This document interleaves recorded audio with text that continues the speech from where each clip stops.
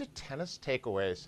I'm Dewey Evans, a tennis evangelist here in Austin, Texas, and I'm here with my co-host, Lisa Stone. Hi, Lisa.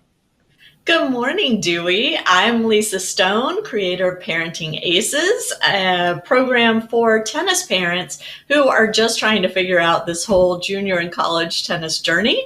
I'm based in Orange County, California, in the town of San Clemente. And Dewey, the US Open is over. I am exhausted.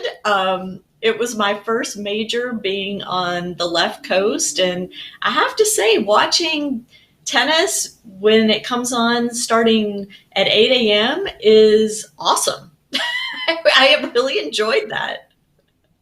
Yeah, it's got to be a really different experience where those late night matches that honestly I didn't watch. Now at 58 years old, I don't always stay up to watch the ones that don't have marquee value, so to speak. But being Yeah. on the 2 hours difference, I think I would have caught a lot more than what I caught. So uh, tell me a little bit about what you might have seen that I missed. I mean, I didn't stay up. Well, I didn't stay up. I didn't watch all the night matches. Again, it was a crazy 2 weeks. And because of COVID, and typically I would have been in New York covering the Junior Open, but this year the Junior Open didn't happen. And so I didn't have media credentials and was not on site. And as such, was not privy to a lot of the media information that I typically would have. And so it was a different experience for me this year. There were a few players that I was following, notably the former college players for sure, and the former top junior players from the U.S. I was keeping an eye on, and it was a fun tournament. And I have to say, from my perspective, I found myself watching a lot more of the women's matches this year than I've done in past years. And I don't know what to attribute that to, other than the fact that I found the women's draw really intriguing. But do you think that it was that the marquee players weren't there as much on the men's side, or was it possibly now that your son is a little bit further past being done with tennis, so you're not attached to it personally, or was it some other thing? Do you just find that the women's tennis is more appealing? I just found the stories on the women's side more interesting this year. And I'm not going to say the M word because I think we've had so much of the M word over the past 2 weeks with the women's draw. And yes, it's awesome that there were so many moms in the draw. You Yay, said moms. it. And I said it, but that's it. But it was more for me.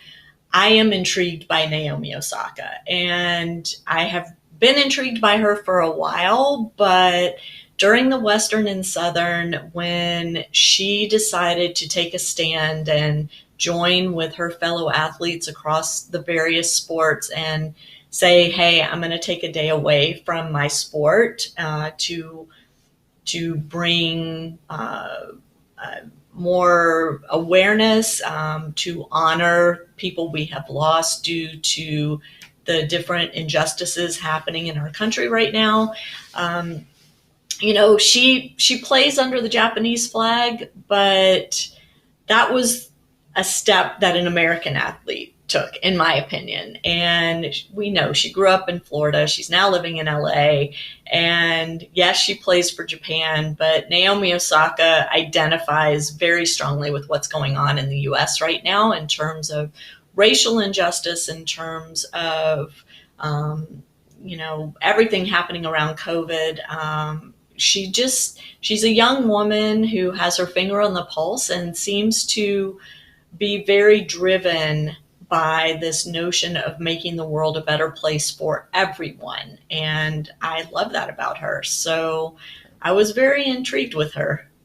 I'm going to take a quick little stab at some of where that might have come from with her, because she uses the name Osaka, but Osaka is in no way, shape, or form a family name. It's a function of what it is within the Japanese culture, and if she had taken her dad's name, then that would have been frowned upon, and she wouldn't have been accepted within the culture. So, Osaka is actually where she was born. So it's a place. It's a name that she took on because, or was given to her by, her family because of needing to fit in. And some of the, Japan is not the most racially tolerant society which exists in the world at the moment. Let's call it what it is. Or culturally diverse, Right, right? right. I mean, Um, yeah, so, she has in her entire life had to struggle with the fact that, a good part of her and a good part of how she looks, right, that she can't run away from, says, I'm not like the others. And that's on both sides because she has yeah, oriental features and she has very dark complexion and hair, which is, what we would refer to as not the good hair. Um, so, she now, now. uh, no, so that's something. So I guess that's one of those things that only certain people can say, right? Within the black community, it's always been one of those things of, oh, you have the good hair, because there are very few in the black community who are pure of race, and so most of us inherited some physical features, characteristics Yeah, of whatever we were blended with. And in a lot of cases, that is Native American, which is generally right. very straight hair, right? So get that little bit of wave, but not the kink, and so it was what was referred to as that good hair. Um, so I read I, an I probably have that. article. I read an article about Naomi's hair compared with, and I in kind of the vein of me trying to open my mind and educate myself on cultures and ways of life outside what I grew up with. It's always very interesting to me to read articles about Black women and their hair and the importance of hair in Black female culture, and I guess Black male culture too. But the articles that I've read and the documentaries I've seen have been really focused on the women.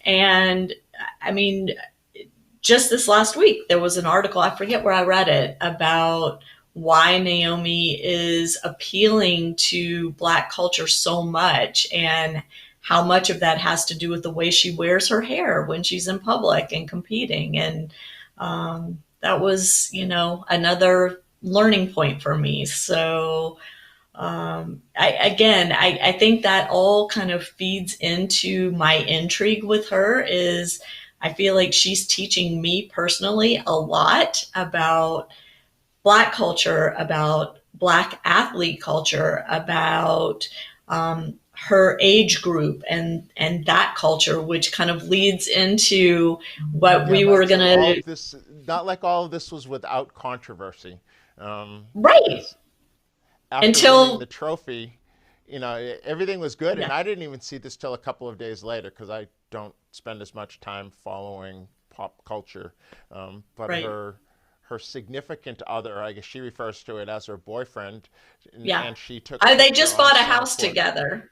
Yeah, they just bought a Hmm. house together in LA. So yeah, I would say yeah, So there's this picture that you can see at this point in time of her holding the U.S. Open trophy and him, flipping the bird to those.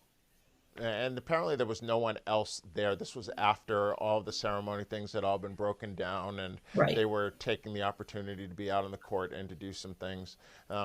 But it's been interesting to see how the tennis community, at least the U.S. tennis community, which is what I see online the most, has Yeah, responded to that photo. And I know you've had conversations and discussions with yeah. probably people that are more our age, as well as some that are younger and culturally diverse. And what's your take, and how has that been shaped by the conversations that you've had? So first of all, let me just say that that photo appeared on Corday, her boyfriend's Twitter feed. It was not anywhere on Naomi's feed. It was a photo that he posted on his feed. And I who knows what conversation went on between the two of them after it went up and the controversy kind of hit over it. We don't know. Did she say to him, I wish you hadn't posted that? Or, we don't know what her response was to that. But I will say, as you alluded to, Dewey, the response by especially our age group and the white community mainly was outrage. And I will say my initial response was, why would they do that? Like, it's so disrespectful. Like, fool around, do what you want, but not with the trophy and not on center court. And it just was, to me, it felt disrespectful. I wasn't offended, by the middle finger gesture as much as I was just kind of disappointed by the fact that they didn't respect the moment and the accomplishment enough. So that was where I started, right? That was my initial reaction to the photo. Then I went on Facebook and I start reading all of this complete outrage over it, and mostly posted by white 40 and 50-year-old, 60-year-olds, Yep. who grew up as I did with the notion that when you put your middle finger up, it is a gesture of offense, and it's threatening, and it's not something that nice people do, right? It's offensive. Then I started seeing some comments and posts by people of color who were offended also by the photo. And so then I started kind of asking some questions like, is this, well, and let me back up a bit. People were saying things like, what is she doing with that thug? It was that kind of commentary, which I have come to understand is very offensive. It's often racially driven to use the word thug when referring to young Black males that very rarely are young white males referred to with the term thug. And so that started getting me really uncomfortable about the language I was seeing. And so I made a phone call to someone who we've had on this show, actually, who is significantly younger than you and I, but is a brown-skinned male. And I said, I need you to talk to me about this photo and the response that I'm seeing online, because it's making me really, really uncomfortable and angry.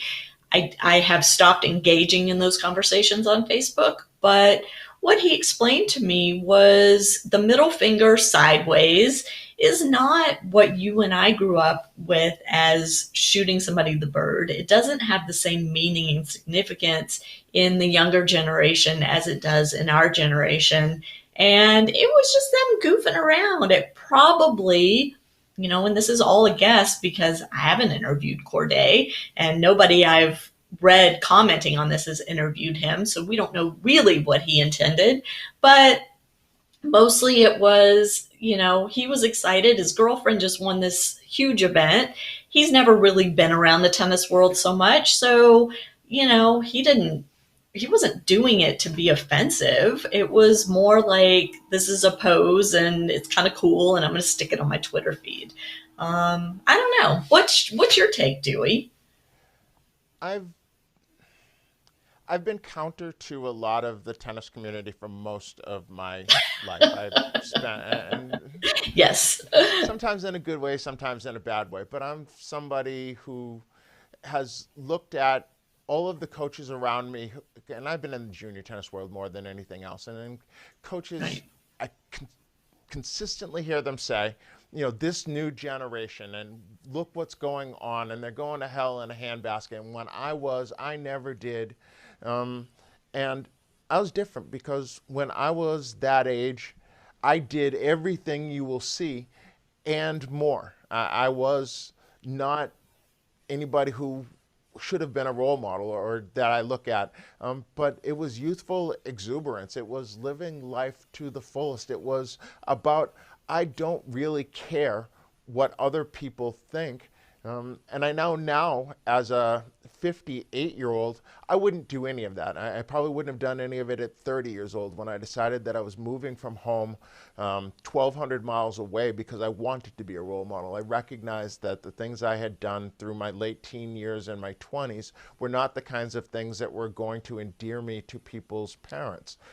So I decided that I was going to go somewhere and do something else. But at 22, 23, 25 years old, had I been in that situation, I probably would have walked into the situation with a chip on my shoulder, felt like we overcame, and therefore I'm going to snub my nose at everybody because of it.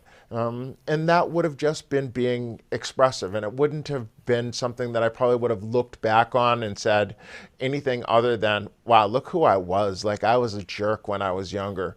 But we mature past that. And I think as we Yeah. grow into the people we are at this middle part of life, we fail to remember the things that we did that were, that we might not do now. I immediately looked at the picture and I saw the people's comments and I immediately thought about the Ed Sullivan show and how they wouldn't show Elvis from the waist down Oh, because that was yeah. just so bad. And the Beatles coming on, and that, there was this whole generation that was going to ruin because of rock and roll music. And Yeah. they did okay, right? I think there are a Right. lot of people that now point to them as the greatest generation, those that Right. sacrificed for the country, went to Korea, went to Vietnam, the not the end baby boomers. I think I'm the last, next to the last year of baby boomers. My sister, Yeah. who's 2 years younger, is not a baby boomer, and I am. So, we're at the very end of it. But I think, these kids are going to be okay. They're just Right. kids. We look at them and they're at the absolute pin, or she is at the pinnacle of a sport which we've seen dominated by people who are very much older at this point in time. The Roger Federers and Serena Williams, and Venus Williams, is 40 years old, and Yeah. we think, well, that's what they should be. No, this is just a kid. It's just been a long time since we've seen, Michael Chang winning a slam at, Right. 17 years old, or Pete Sampras at 19, or Martina Hingis at whatever she was, 16. These are just young people. Right. How often do you say to yourself, thank God I didn't have social media when I was a kid? Yeah, because we know me, who took the selfie of having a heart attack and taking it off my bucket list. That I definitely would have been blowing up social media when I was that Yeah. age with all of the stupid things that I was doing. Yeah. Um, Yeah. and which is Yeah. Me too. interesting because we talk about the cancel culture, and I've had that discussion on something else that I do with people, and to what standard should people be held for posting pictures, and should people not be allowed into colleges and things because of it, and so these young people, and making them aware that while you may delete it from your social media, it will exist someplace on the Yeah. internet for forever, right? Forever. Right. Yeah. But I don't know. also, I have to say, because my son is now in the music industry too, there is a side to musicians that is all about the branding, right? And Corday he's a musician, and how much of this had to do with his branding of who he is as a musician rather than who he is as a human being. And, if you go on his Twitter and you read the comments under the photo, I mean, it fits his brand as a musical artist. And his fans were all about that photo. They thought it was great. And the fact that he posted it on his own, social media account that is his branded, you Mhm. know, social media, um, to me says a lot. because I will say that, my son posts stuff on his branded social media, and sometimes I go, oh my God, oh my God, oh my God. But it's in keeping with who he is in his role as a musician. And so I've learned to just kind of, who he is as a human being and who he is as a musician could be two different things. Yeah. I think it's good we're having these conversations. I want to talk about the tennis for a second, because Uh, I saw what? a couple of things. On the women's side, the tennis was pretty compelling at the end of the tournament. I didn't see a Yeah. lot at the beginning, but the tennis was at a pretty high level. On the men's side, the men's final reminded me of a junior match, that it was Oh my watching people gosh. get as tight as a Painful. drum, that Zverev not being able to get a serve over the net was just incredible to watch. We've been blessed for however long that we've been watching the big four, or the big three plus Andy Murray, and I guess it might be the big five, because I would say that Stan has been as good as Murray over the course Yeah. of his career. And so we've watched these people have these amazing abilities to maintain their composure on the biggest stages and the biggest moments and play some incredible tennis.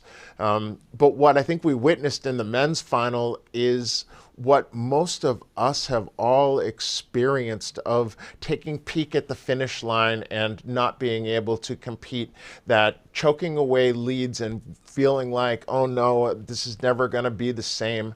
The emotions that we saw coming from Sasha Zverev in the post-match, the trophy ceremony of the men's, was as genuine as I think we can really see. There was nothing scripted. There was no PR people around.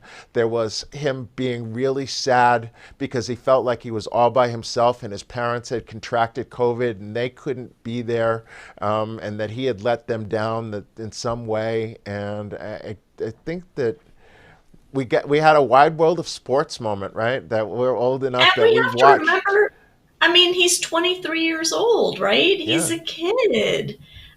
Both these guys, well, Team's a little bit older now. And by the way, shameless plug, I am interviewing Dominic Team's dad, Wolfgang, on Saturday morning on the Parenting Aces Facebook page. So I hope people will tune in for that. It should be pretty interesting. But that aside, I Make sure agree you with tune in, you. people. Make sure you tune in. It's going to be that it might have been a shameless plug, but one well worth having. I don't Yeah. know anybody else who has this interview, so check it out. Yeah. Thank you.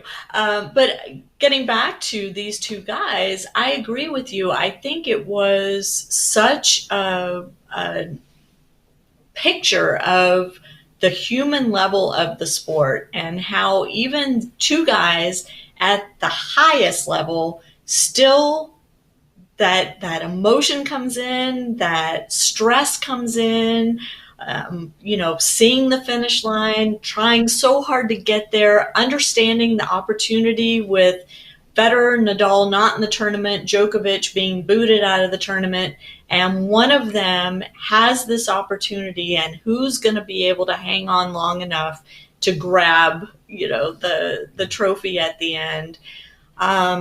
It was really something to watch. And what really struck me also, and again, this goes back to Naomi Osaka too, and my kind of, I won't call it an obsession, but I fangirl a little bit around her.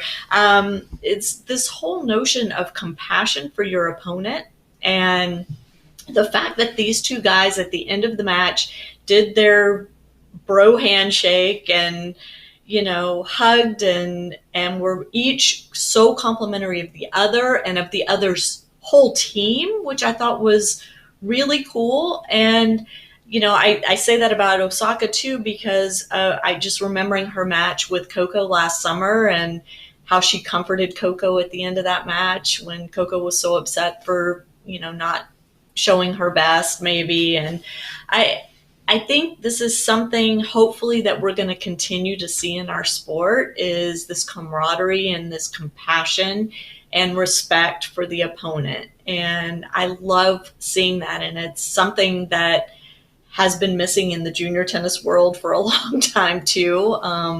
something that maybe we don't teach as much as we used to, but the whole notion of having respect for the person on the other side of the net and understanding how they're feeling when they come out not the winner.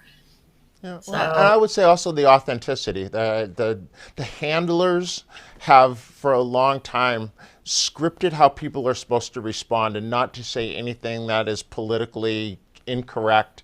And what we've gotten is a bunch of bland personalities, and what we're beginning to see is people being authentic. And so that's where people attach to it, because reality yeah, is we all know what it feels like to be mad, sad, and glad. And so when somebody lets out those emotions, we tend to attach to them more than this very stoic, what you think of as Bjorn Borg and Chris Everett for those of our generation.